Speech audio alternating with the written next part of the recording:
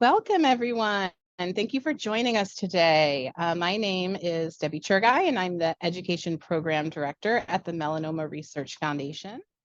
We are pleased to have you join us today for this wonderful educational opportunity entitled Shining a Light on Sun Safety and Early Detection of Melanoma. Today, we will be talking about practical tips on how to safeguard your skin from the sun's harmful rays while learning the importance of early detection in preventing melanoma. This webinar will equip you with the knowledge and tools to prioritize the health of your skin, and you will get a chance to hear from both a physician and a patient.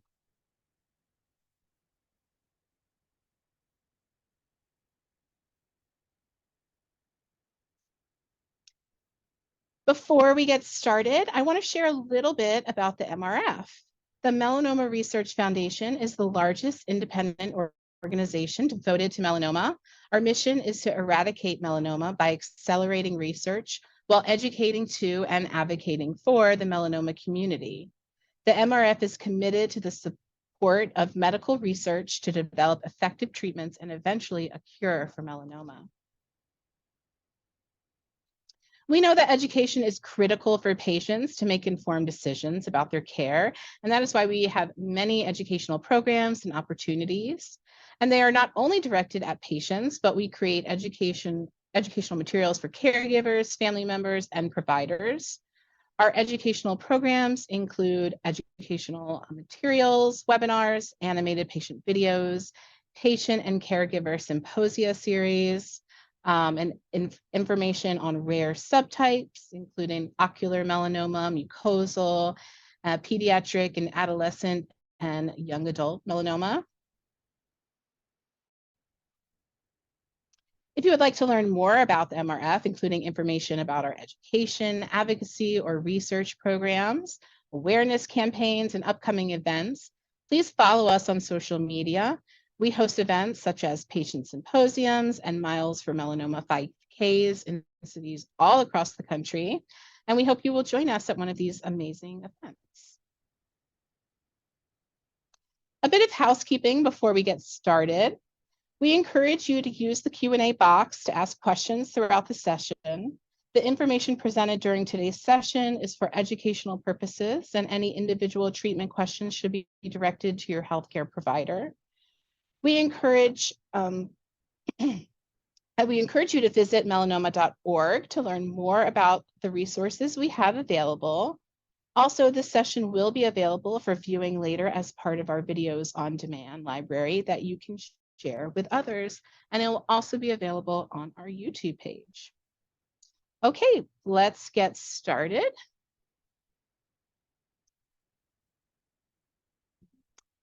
First, we will hear from Dr. Ruiz de Lozuraga. She is a board-certified dermatologist and dermatopathologist. She is interested in epidemiologic studies in dermatology and dermatopathology, clinical informatics, and the use of information technology for the improvement of patient care, diagnosis and treatment algorithms, quality improvement, and medical education. Her clinical focus is on total body photography, dermoscopy, skin cancer surveillance, and melanoma prevention and early detection. She hopes to explore the decision-making surrounding ambiguous melanocytic neoplasms and how patients and dermatologists incorporate additional data from novel ancillary diagnostic tests for melanocytic lesions. I'm going to stop sharing, and Dr. Ruiz, please feel free to start sharing your screen. Thank you for that kind introduction, Debbie. And I definitely look forward to sharing some information with everybody on the webinar today, and hopefully be able to take some great questions and maybe come back with some answers to questions that maybe haven't been asked before. So let me get this into the presentation mode here. And we'll see. Debbie, if you can just confirm for me that you're seeing the full presentation. Yes, everything looks great. Excellent. Okay. So as Debbie mentioned, the topics that we're going to cover is basically taking a look at sun safety and trying to bring that to some place where you sort of feel like you understand the background behind why the sun safety recommendations are made the way they are. And then also a little bit of the data behind early detection of melanoma and what things can be done to help facilitate that. So as she mentioned, I am a dermatologist and dermatopathologist, which basically means that when a biopsy is performed, I may be one of the people who end up looking at those tests under the microscope. And I feel like that really gives me a very excellent holistic view of both the diagnosis of melanoma and also the challenges at arriving at these diagnoses. I'm a co-director of our pigmented lesion clinic at University of Chicago, and I'm excited to begin. So I think probably for the viewers on this webinar, you are no stranger to what is melanoma, but I left this slide in just to kind of briefly go over it. Obviously, it's a form of skin cancer. It develops from cells called melanocytes, which are the cells that give our skin its pigment. And usually they live down here at the junction between the epidermis, which is the top part of our skin, and the dermis, which is sort of the middle part of our skin. And depending on the characteristics of the tumor, the melanoma may have the ability to spread to other organs, which is one of the critical reasons why we want to catch it as early as possible. So melanoma by the numbers. And again, I'm sure the folks on this webinar are no stranger to this. The statistics show that from the American Cancer Society that there's estimated to be over 100,000 new cases in 2024, an estimated 8,000 deaths in 2024, with an incidence rate over the past from 2016 to 2020 of about 22.9 average diagnoses per 100,000 population during that time frame, and a mortality rate of 2 per 100,000. So in terms of looking at how does this break down, according to the North American Association of Central Cancer Registries, from 2014 to 2018, so over the four-year period, males approximately had 10% more higher incidence than females in terms of the average annual rate per 100,000. And the incidence rates from 1975 to 2018 have been slowly increasing. And there is some discussion about whether or not we're overdiagnosing melanoma, and I obviously would save that for another time. I think what we would want to just talk about is that these diagnoses do end up going up, and something that we want to pay close attention to. So in terms of breaking it down a little bit by perhaps age groups, it is one of the most common cancers diagnosed in young adults, with almost 2,500 cases of melanomas diagnosed in patients ages 15 to 29 years old. And it is one of the most common cancers diagnosed in that population. Between 2007 and 2016, the number of people diagnosed with melanoma went up in those age 50 and older, and in those 50 and younger, or younger than 50, it went down by about 1% per year, and went down also in ages 15 to 19 years old, 20 to 29. And then in 30 to 39-year-old patients, it was stable to slightly decreased. What we're hoping for is that this may be reflective of an increase in sun protective behaviors and a decrease in indoor tanning in the population from 15 years old to 29 years old, and maybe even up to 39 years old. So that is also a good sign that perhaps some public education has been beneficial. So what can increase your risk for melanoma? One of the ones that is obvious and actually clearly part of this talk today is ultraviolet light exposure. So this graphic is something that I am borrowing from the WHO.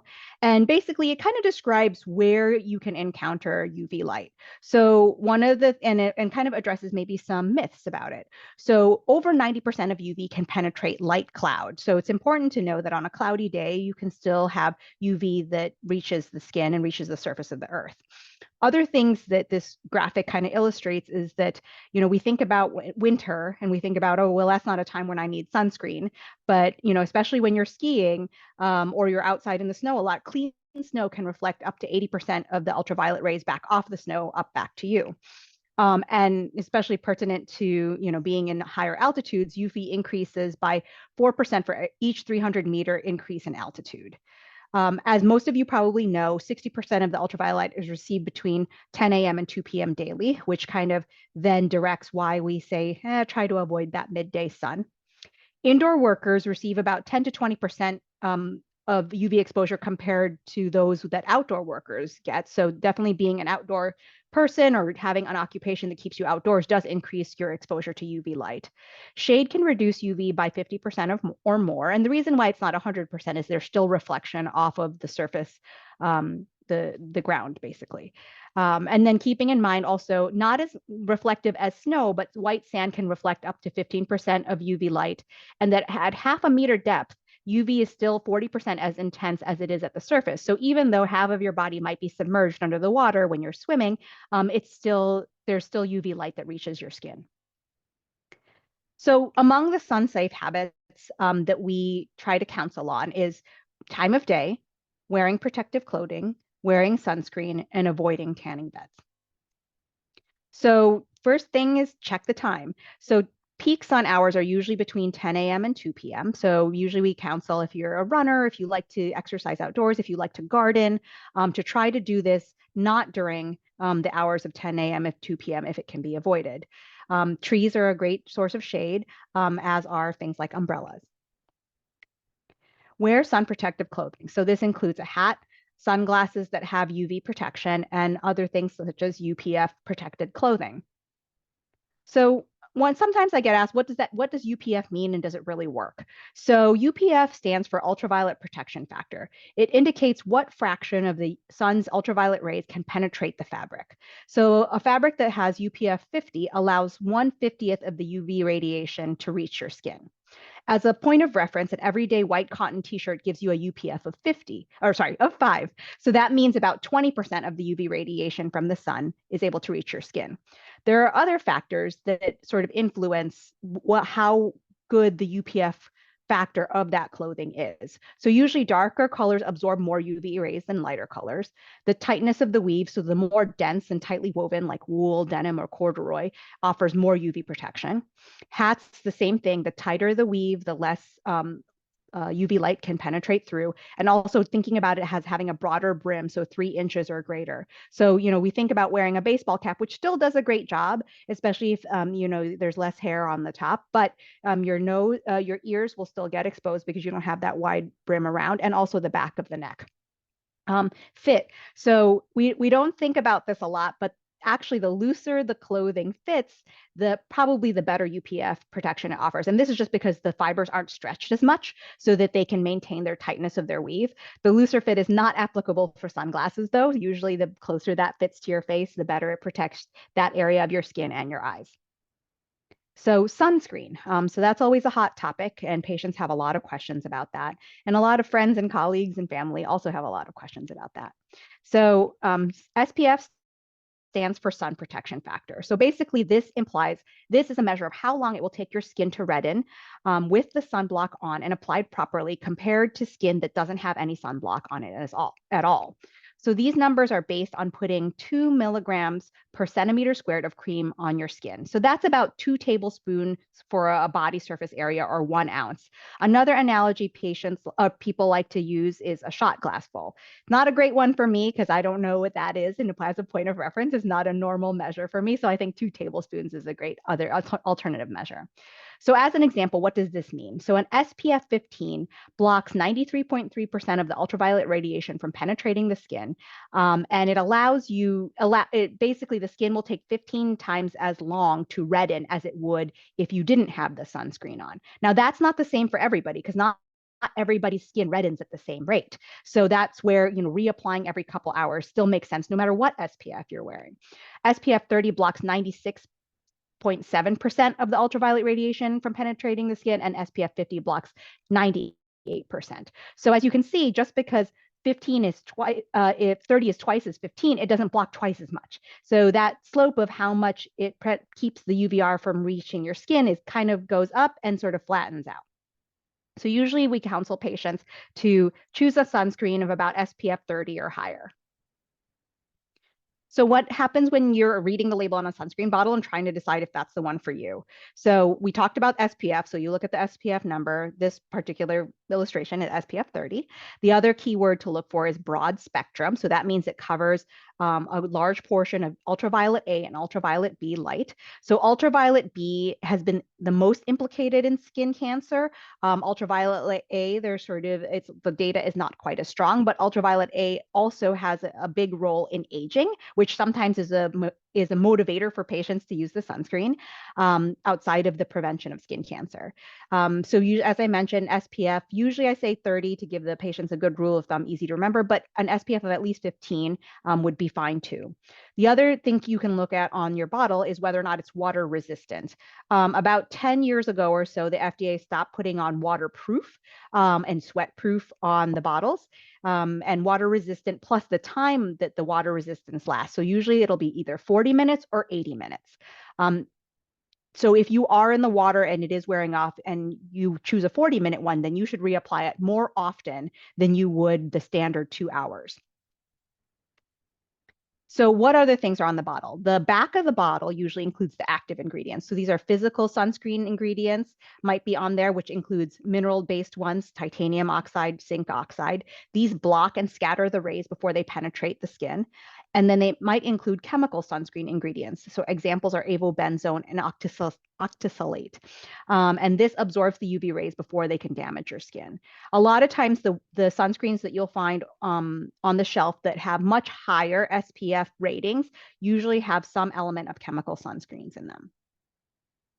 So other things to think about, the windows. So generally speaking, windows block ultraviolet B, but tend to allow ultraviolet A to penetrate. Interestingly enough, the front windshield of your car is usually treated to block both, but the side windows and the rear windows, and of course your sunroof, if you have one, does not block UVA. And so these are important things to keep in mind. And same thing with windows if you're sitting by a window on a plane, in your office, et cetera. So these are things to keep in mind if you have these sources of chronic sun exposure in terms of, maybe using sunscreen at the office. And then particularly if you're going on a long drive, et cetera. So things that you already know, tanning beds are a terrible idea. These are 2 illustrations of why. And, I think that the message has come across fairly well that there is an increased risk of melanoma in tanning bed users.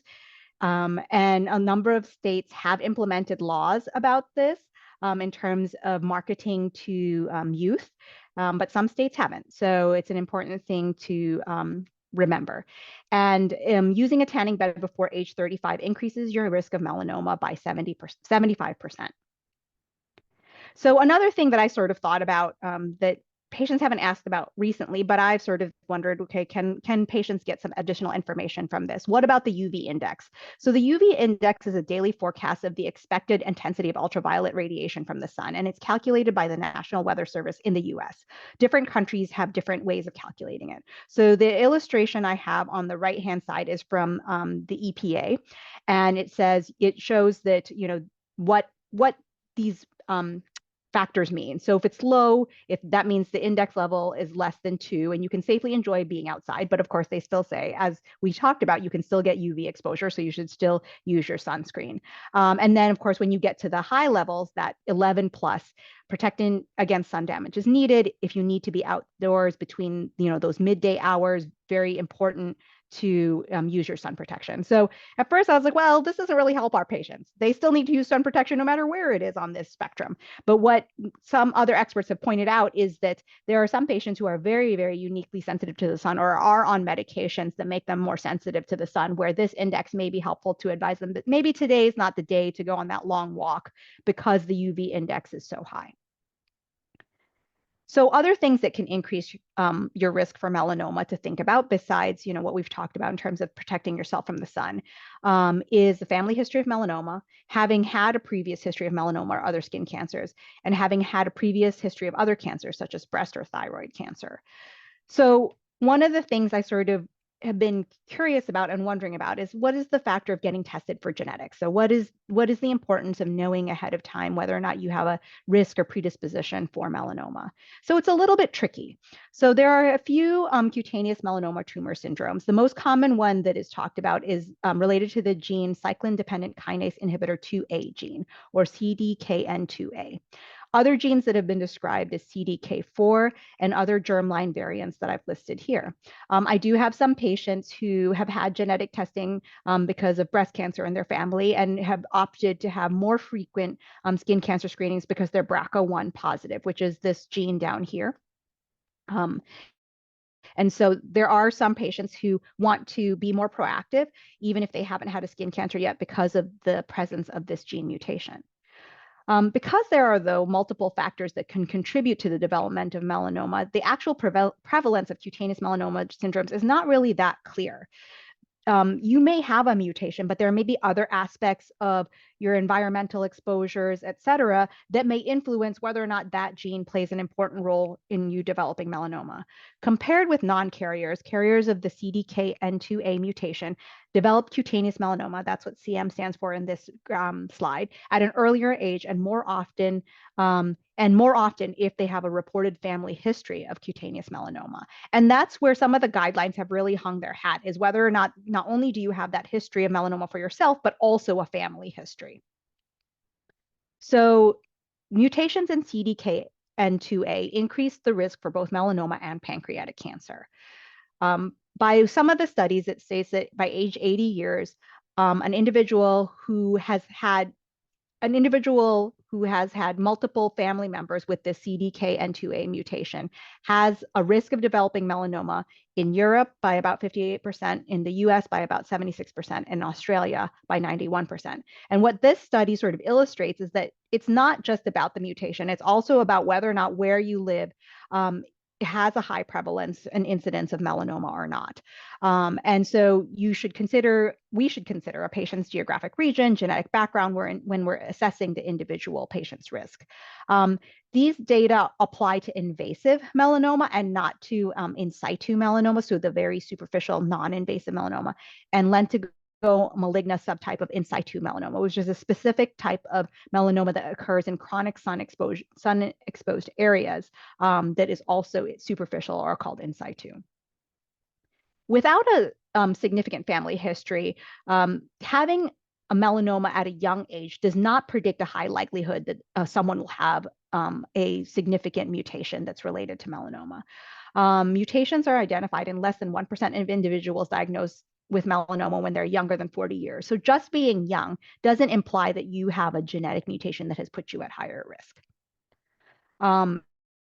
So as I mentioned, the likelihood of detecting this, as if you're the patient and you're thinking, should I get genetic testing, increases with the number of melanomas that have already been diagnosed in your family, particularly in first-degree relatives.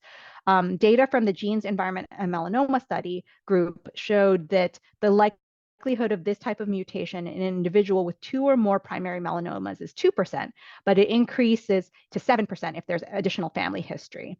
On average, the age of melanoma diagnosis in patients who have this mutation across the world is having the first diagnosis in their 30s and 40s, whereas the mean age in high-risk melanoma families without this mutation is a slightly later, but just a decade later in your 40s and 50s. So all in all, what basically in the Journal of American Academy of Dermatology, they published in 2009, what they recommend in terms of determining which patients should have genetic assessment if there's a history of familial melanoma. So if they live in a low melanoma incidence area or population, if the patient has had 2 melanomas, and if they have at least a family member with at least 1 invasive melanoma and 1 or other more diagnoses of melanoma and or pancreatic cancer in first and second degree relatives on the same side of the family. So it doesn't count if your dad's side had 1 and your mom's side had 1. It would have to be kind of like on both sides, because that really increases the risk that that gene is getting passed down. However, if you're in a moderate to high melanoma incidence area population, the requirements actually change, or the recommendations actually change. They sort of ask you to have a little bit of a higher threshold of having melanomas before genetic testing seems reasonable, only because just living in that area already increases your risk for melanoma. So it goes up to 3 primary melanomas, and then at least 2 or more diagnoses of invasive melanoma or pancreatic cancer in first and second degree relatives on the same side of the family. So, and the AAD kind of even makes it, the American Academy of Dermatology even makes it a little bit more simple. So they sort of stratify it as, again, 3 or more melanomas, having the blood relatives on the one side of your family. They also include these other types of moles called Spitz-Nevi as possible risk factors to consider for genetic testing. And I think this is definitely a conversation to have with your dermatologist and also the genetic counselors at wherever you get tested, because it's very important to know that just having the mutation alone doesn't mean that you're destined to have this type of skin cancer. It basically is sort of a measure of risk, and it will help maybe guide if you should have screening a little bit more frequently to hopefully catch melanoma earlier. So that sort of segues into what about early detection? So early detection makes a difference. The survival rate is 99% if detected early and surgically removed. And it tells you basically that, this is a good reason to want to catch the melanoma as early as possible. This graphic from the American Cancer Society in 2021 shows that all stages combined, so both local, regional, and distant, the 5-year survival rate is still excellent at 92%. But as we talked about, localized, so catching it as early as possible, is 99%. So what can you do to advocate for early detection? So one of the most critical aspects of early detection is through skin exams. So approximately 3 to 5% of all patients with melanoma will develop another primary melanoma in their lifetime. So not only is early detection through skin exam helpful for the first melanoma, but it's also helpful for future melanomas. So what aspects are important for preventing and detecting melanoma? So we talked about the sun protection. Then we're going to talk about skin exams and physical exams and self-skin exams.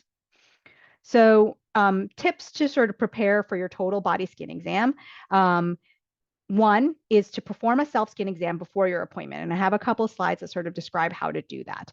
Make a note of any new, changing, or unusual spots that you'll want to point out to your dermatologist. Some patients make like a list on their phone or on a piece of paper. Some patients enlist a partner or a trusted friend to circle all the things on them, like with a pen or a marker when they come in, so they know that we're going to check it. And even further, some patients whose partners say, can Dr. Ruiz put a check mark next to the one that she thinks is okay? So then there's triple confirmation that I looked at what they wanted us to look at.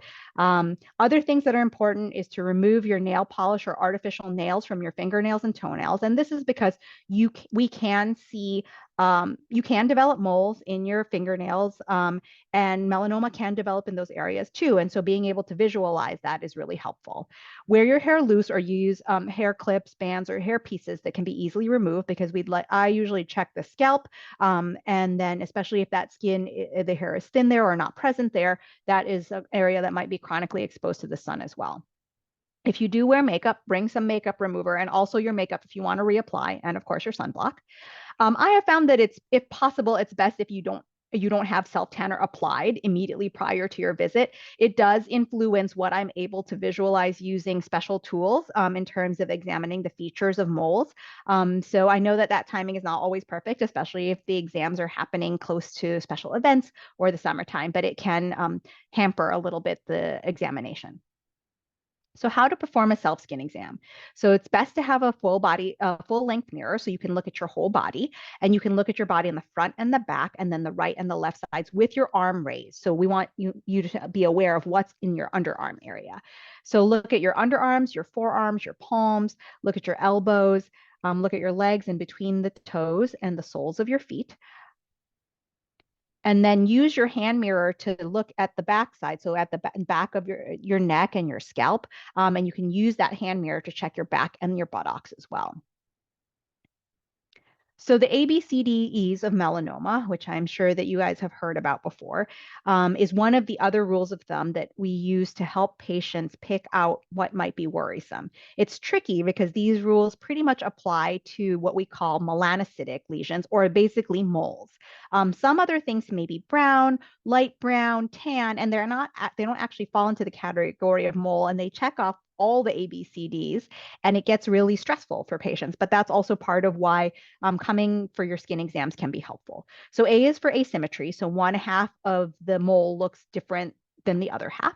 B is for border. So is the border irregular or poorly defined? C is for color. So you look at, is the color uneven? Does it have lots of different colors in it? Some experts call this chaotic.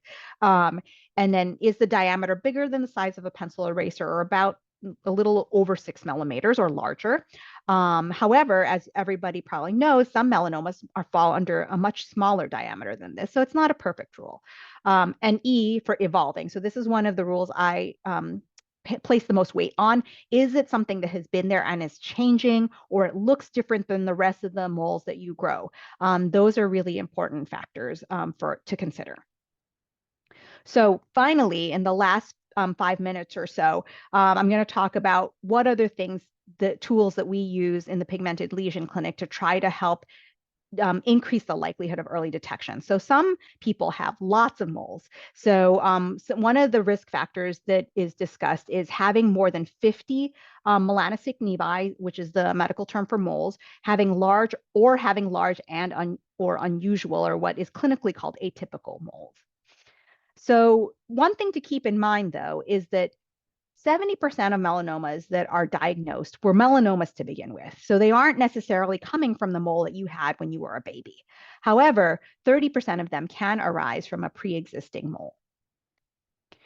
So whether or not, we talked about this gene, the CDKN2A, whether or not it's that person has that gene or not, in melanoma-prone families, the presence of these clinically atypical nevi and or dysplastic nevi, which are basically what we call them when we look at them under the microscope, and if they look atypical, is a strong risk factor for melanoma development in the future.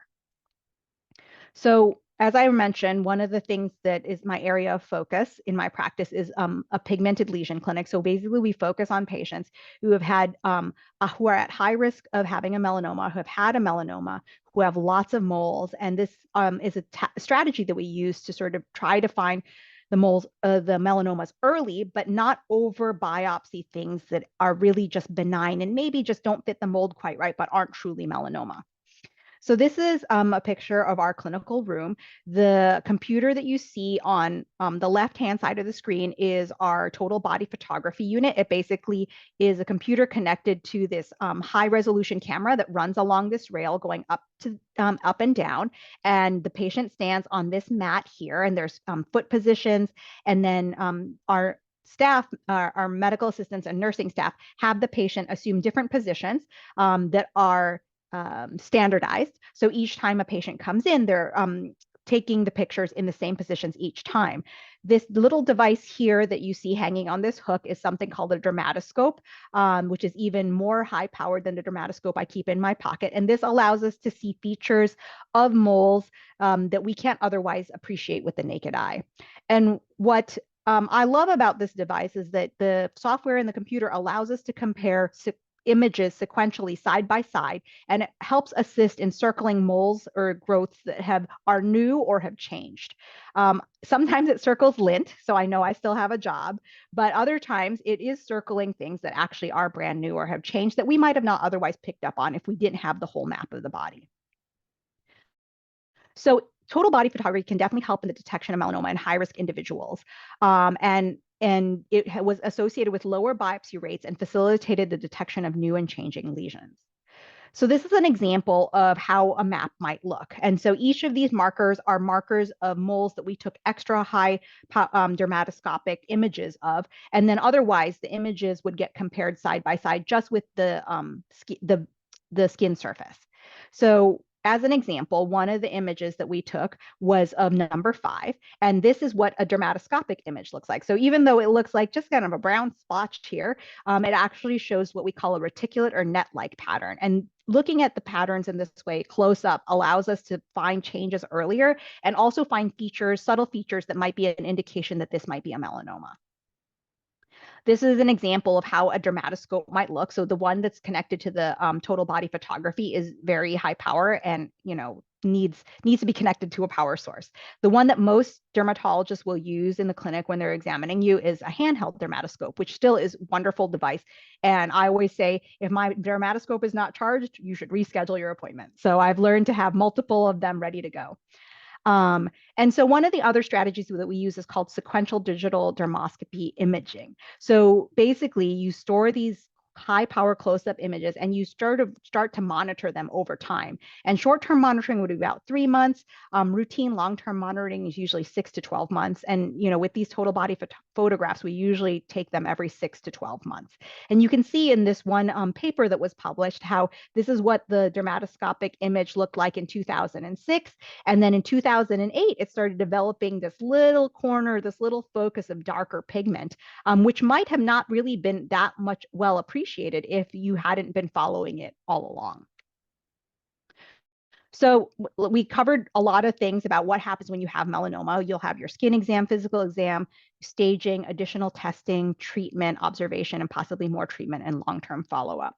I couldn't, resist putting in a dermatopathology image because, as you guys know, this is the other thing that I do. So this is what a melanoma looks like under the microscope. And I should have, here's the normal skin. I was worried I didn't put an image in there. So you can see here that there are melanocytes, those cells that make the pigment along here. There's usually 1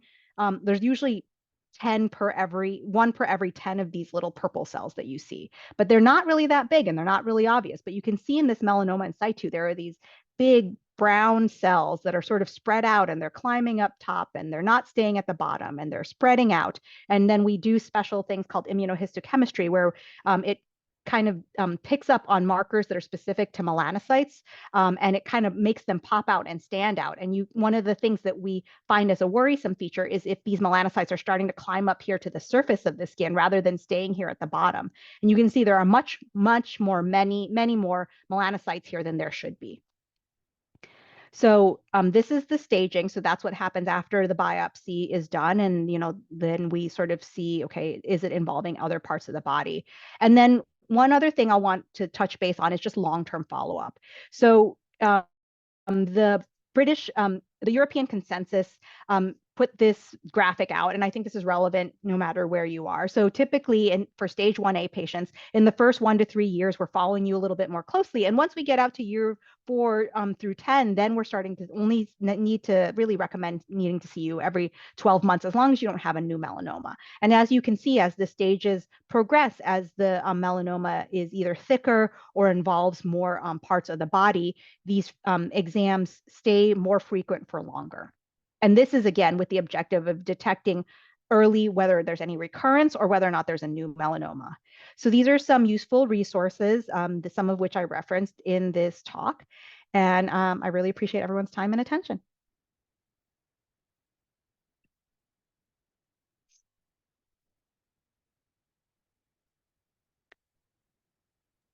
Thank you so much. That was amazing and so informative. Next, we're going to hear from melanoma survivor and patient advocate, Jeffrey Whitridge. Jeffrey is a medical professional that works in the field of nutrition. He has been practicing clinical nutrition and dietetics for over 25 years. He has been monitoring and surveilling his skin and mole integrity for over 20 years. Jeffrey enjoys being active, travel, and of course, eats a plant-forward diet. Okay, can you hear me now? Great. So I'm Jeffrey, and I'm actually a patient of Dr. Ruiz's. I think I've been seeing Dr. Ruiz for probably 3 years now, but I've started having sort of regular skin exams probably back in the mid-90s. The reason for that is that I've had lots of sun exposure. I was a competitive athlete in springboard diving from basically the age of 8 all the way up to probably 20. And if you've ever seen sort of springboard diving, you're typically out in the sun. There's really not much sun protection on the pool decks and things like that. And I was also very active as a child as well. So it was really interesting to also see that the snow and things like that were also contributing to my sun damage as well. But I started with pretty much a kind of a regular dermatologist, and I was living in Western North Carolina, and I started with just basically annual surveillance, and then we would take, what looked like something that needed to be, and it was always sort of an atypical mole. And kind of when I was getting ready to move to Chicago, his recommendation was based on the number of moles that I have per kind of, they talk about sort of the square inch or how many, he was saying that I just needed to start doing some mole mapping. And so basically was able to get in and start my surveillance at the University of Chicago in about, it's a little fuzzy just because of the pandemic, but I think it was 2001. And had kind of my first high dysplasic mole that was removed from my abdomen. And then I kind of switched over to Dr. Ruiz's care and started mole mapping. And I started basically with every 6 months. So that room that she showed, I get to go basically every 6 months and kind of know the different routine to kind of stand there. But right now I've got about 14 spots that we're kind of monitoring on a kind of a monthly 3-month basis. Back in August of 2022, it was pretty obvious. Myself and both my husband were able to identify a spot on my left calf. And so it was really, right on time because my next melanoma appointment was right there in August. And we did a biopsy, and then it did come back as a melanoma. And had a wide local excision probably the next month. And the great thing is that, everything was clean on the margins, and it was kind of what she was talking about, sort of an in situ. But moving forward, that meant that my mole mapping was increasing. So from going from every 6 months, I got to go every 3 months.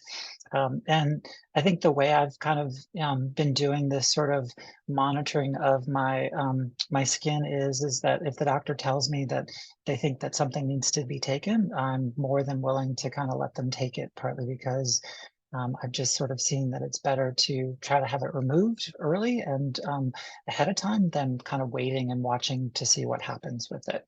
And so she actually, in my, I think it was my next, I think even in August, she had kind of highlighted a spot on my back and then kind of came back. And in February, she didn't like the way it looked. And so we did another shave biopsy. And so I had my second melanoma identified and removed in March. Again, another wide local excision.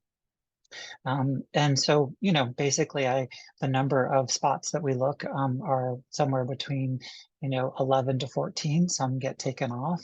And then I just had my most recent visit on the 13th of this month and got diagnosed with another one on Friday the 17th. And so planning to have another wide local excision. And, it's everything that she talked about is kind of my story. I had lots of sun exposure. I have a family member. My mother has basically had a melanoma.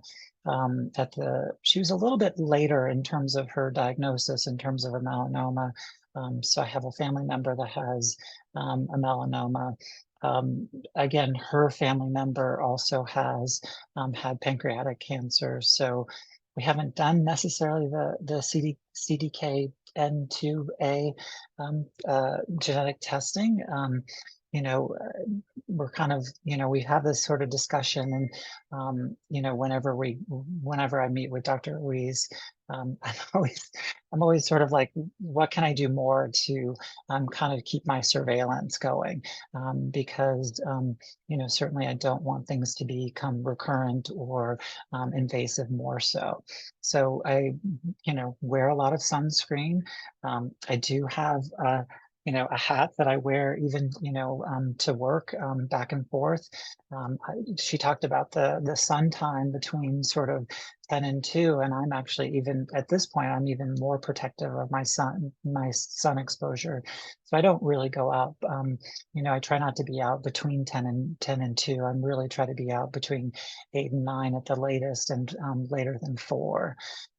I do, wear a lot of sun protective clothing at this point. I kind of going into the new year, the new summer. I'm like, I've got sort of no shorts that I'm wearing. I've got sort of sun protective clothing that I'm wearing, and I use a 30 protective sunscreen. And so that's kind of my story. And certainly it's a roller coaster, especially for the emotions that can come up.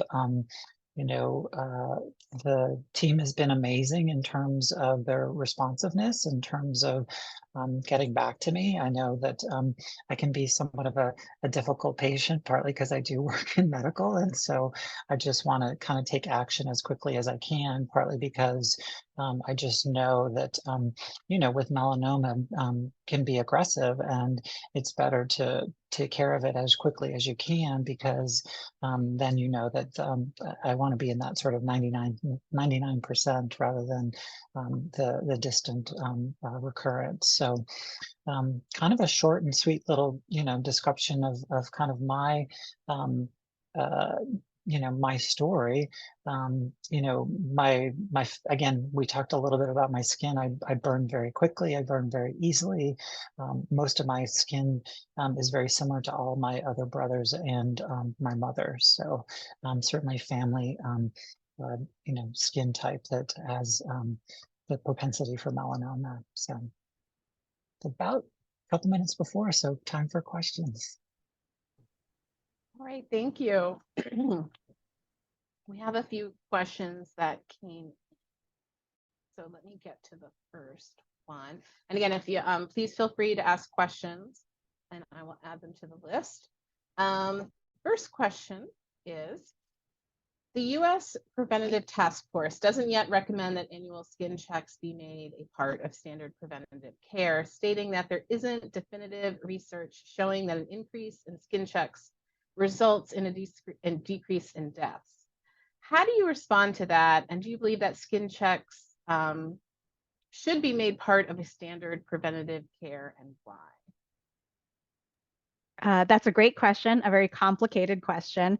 The parameters that the USPSTF uses to make those determinations are not necessarily ones that sort of people find reassuring every day, right? They base it on like concrete data, and the studies to demonstrate that routine skin cancer screening leads to a reduction in mortality, which is one of the critical aspects of why they, what their determinations are, is a really difficult study to conduct rigorously. And so that can make it really challenging for it to then meet the criteria for the USPSTF to include it in their guidelines.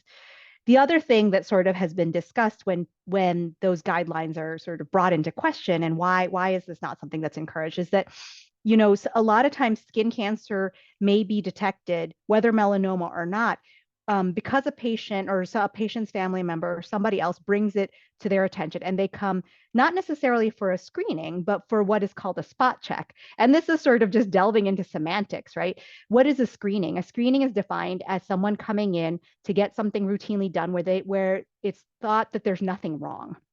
So basically, you're trying to find something wrong when nothing has been identified. In contrast, there are lots of situations where someone comes in for a specific reason. Dr. Rees, can you check this spot? And that spot ends up becoming skin cancer. And that's not a screening, but it's still a visit to your healthcare provider.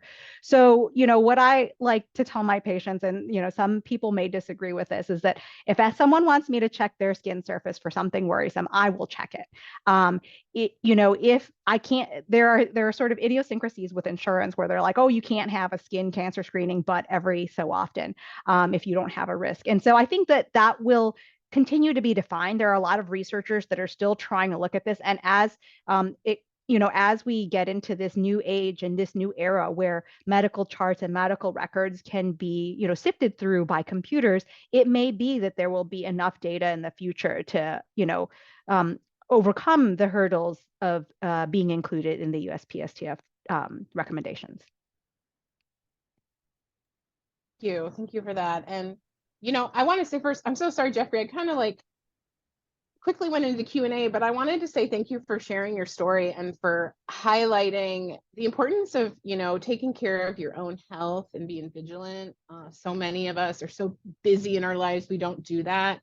But your story really highlights, how important it is to take care of ourselves. Oh, you're on mute.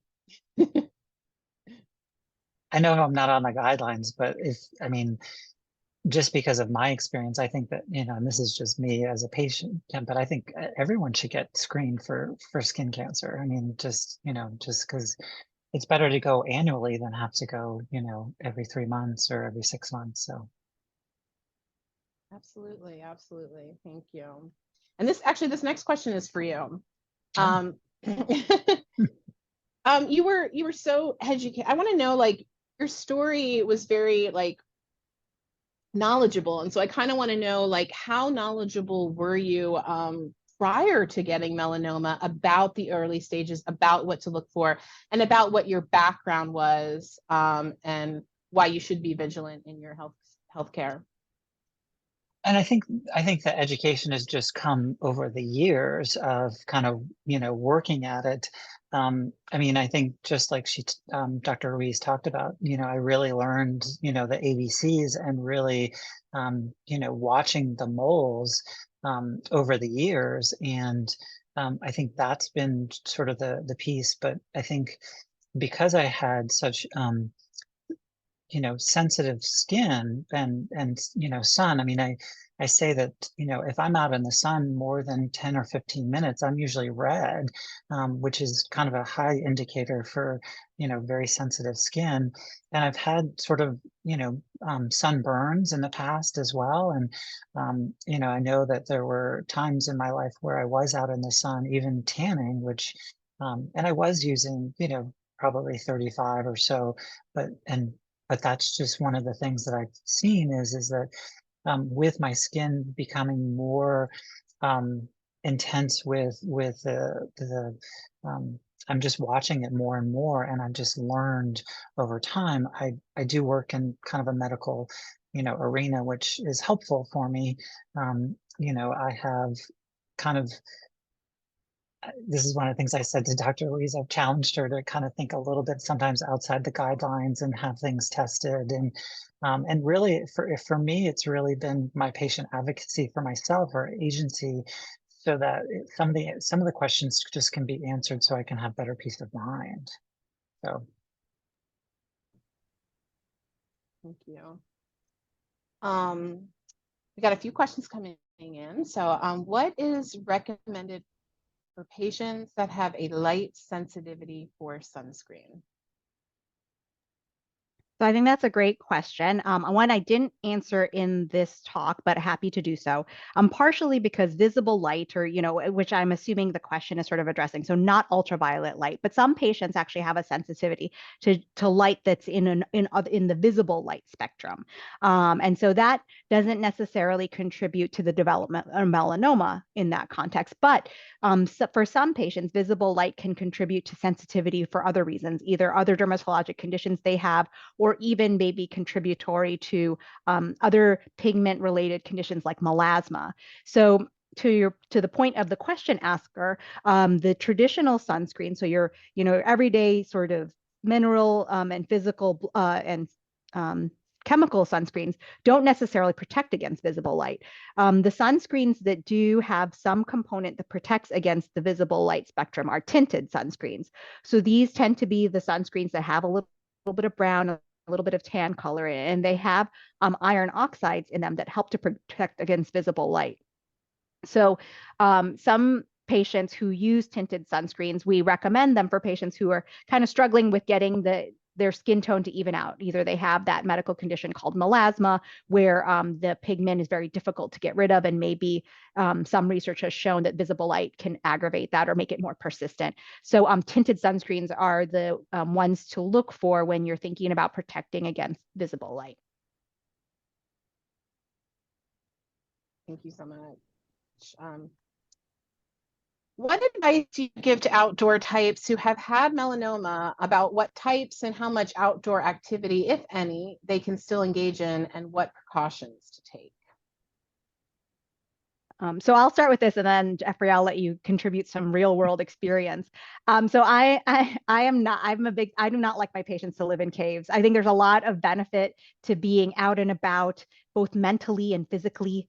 And I think, we want to, the only way to really not have UV exposure at all is truly not to go outside. But I think that that is not a realistic expectation, nor should it be something that we should try to live up to, unless there is a medical condition that really predisposes you to extreme sensitivity. So I kind of go by what the parameters I talked about earlier. In terms of some patients don't really like applying sunscreen that frequently, and I get a lot of pushback on that. I say, okay, let's talk about how you can utilize clothing, hats, and sunglasses to your advantage, and also thinking about your time of day that you're going out.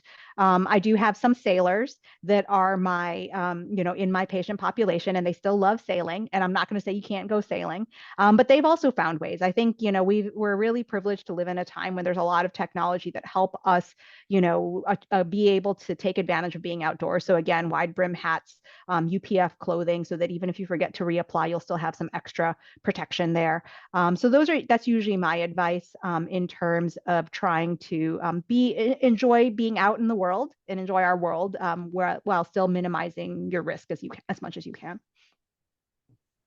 And I think really for me, when I'm trying to do anything sort of active, I just try to think about the best time for me. And again, I tend to be more of a morning person, so I try to be up early. Tends to be a little bit quieter, but also I really want to try to get things sort of done before 9 or 9:30 at the latest.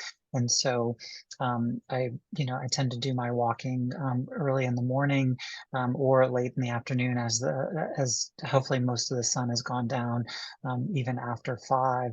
And this is definitely new behavior for me. I was just traveling is one of a big thing for me, and I just went to Mexico, and I packed an umbrella with me, which is kind of new, but I was like, okay. And sure enough, I wasn't the only one that was wearing, had an umbrella with me to kind of shield me from the sun. So had all my protective gear on, had my hat on, had my sunglasses.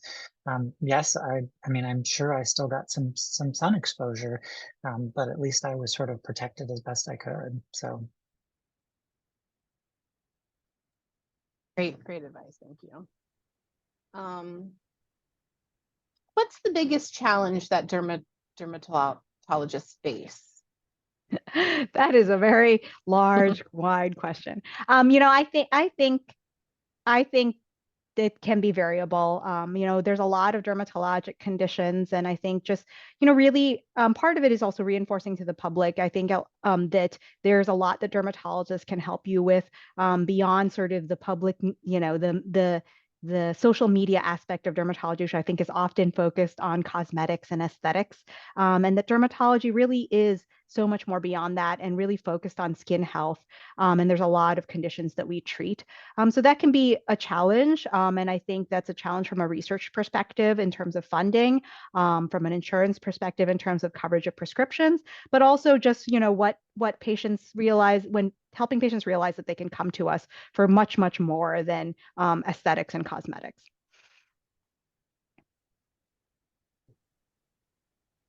Thank you. Okay, well, it's 8 o'clock. I want to ask one more question before we close it up. You had mentioned that that melanoma is the most common form of cancer diagnosis in young adults.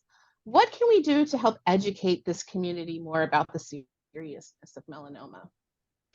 I think that's a great question, and I'll also lean on Jeffrey a little bit for that.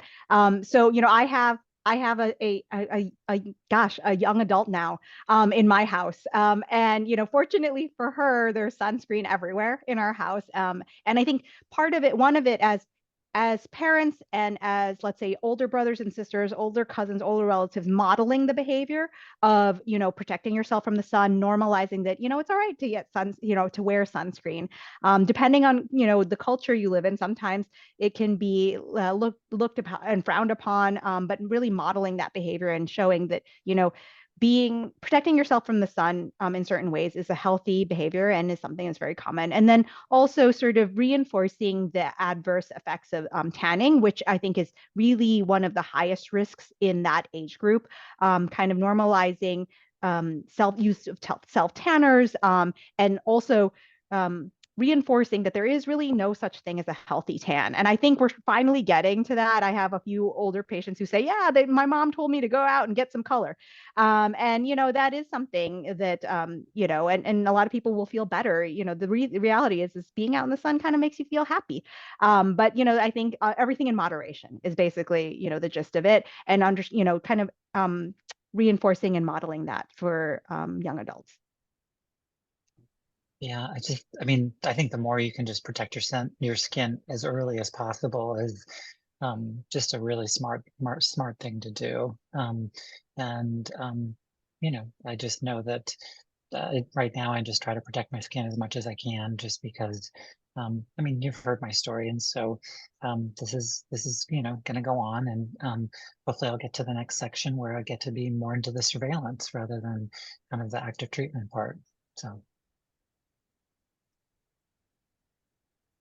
Well, thank you both so much for being here. With that, I would like to thank everyone for joining us today, especially our speakers for presenting today. We appreciate all that you do for the melanoma community and appreciate you taking additional time to be with us this evening. Again, this program will be available on demand on our learning platform. I put the link in the chat earlier, but it is learn.melanoma.org. And will also be streamed on our social media channels at a later date. At the end of the program, when you close your screen, there'll be a short evaluation that will pop up in the browser. Please fill that out. It provides us with feedback on today's session and helps us create new programs for the future. Please visit melanoma.org to learn more about our upcoming webinars and other educational or advocacy opportunities. Again, we have a ton of free resources that we offer to patients, caregivers, and healthcare professionals, including educational literature, a patient forum, Ask the Nurse email, an animated patient video series. If you have any questions that you think of later, please feel free to reach out to us at education@melanoma.org. Thank you again for joining us today, and hope you all have a good evening.